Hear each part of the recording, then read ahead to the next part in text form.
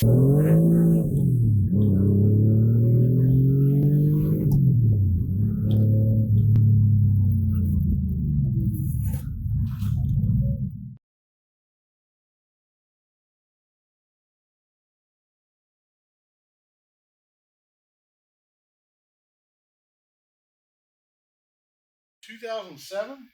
Porsche 997 Twin Turbo. This car originally came with 473 horsepower. Used two variable vane or variable geometry turbochargers on it. This one's original owner since new. Well maintained. It's in for a little maintenance today that we're doing on it, nothing big. It's got some aftermarket wheels on it. They're a little bit lighter, a little bit wider. This is probably my favorite color combination of all the Porsches. This gray with the brown interior, cocoa. I just always found it stunning for some reason. Just seemed right. This car's all-wheel drive, big Brembo brake calipers, handles wonderfully, has some traction control, some stability control on the car, but still a car you have to drive. The all-wheel drive makes it much easier. Say easy, it's still a handful. This car, like it seems like most of the cars and customers that I have, it's not stock. This one was modified by Ruf, so this one no longer has 473 horsepower. It's up over 550 now. Ruf is a company out of Germany that's been modifying Porsches for many years. This one's got a little different exhaust on it, a little different electronics, and a few other things on it to make it, give it the additional power. But it definitely pulls strong.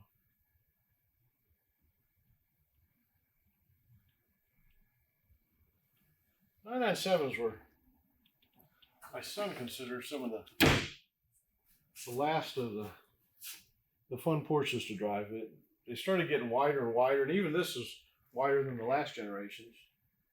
The 991s just get almost too large.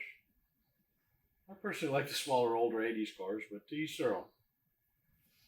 One interesting feature of this car is it has a wing, as many Porsches do, especially many 911s. As you go faster, this half of the wing right here actually has hydraulics that's speed controlled. So as you go faster and you need more downforce, this wing starts to raise up into the airflow, create more downforce for the car, give you more traction. At speed, the tendency of the car aerodynamics is to give you lift, which then makes the car feel real light. This spoiler helps reduce that. It's also got a pretty good sized lip spoiler up front. Also helps control the lift by not allowing the air to go underneath the front.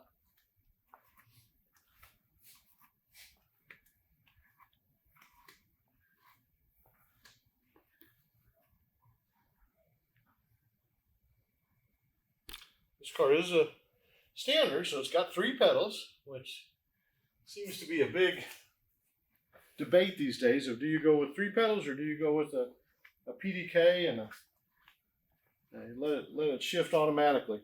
The PDK is definitely faster, no doubt about that. If you're just looking at winning races and it's allowed in your class, it's definitely a faster way to go. Less room for air. But you lose some of the interaction with the car. And, nowadays, this car is driven for fun and enjoyment. Having the clutch and being able to shift through the gears kind of makes a special bond with the car. It's hard to explain. You just kind of have to experience it. They're both fun. You can still shift this fast as well. It just depends which you like. That's kind of one of the nice things about cars is they're each a little different, and there's no right or wrong or good or bad. It's just what you desire.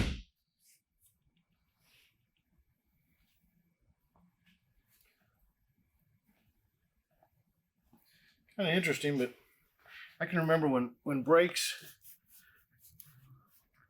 on the front of most cars were much smaller than what they are on the rear of this car. You see the caliper and the large discs. Brake pads are pretty large also. And this is just 2007. The newer cars have even larger brakes.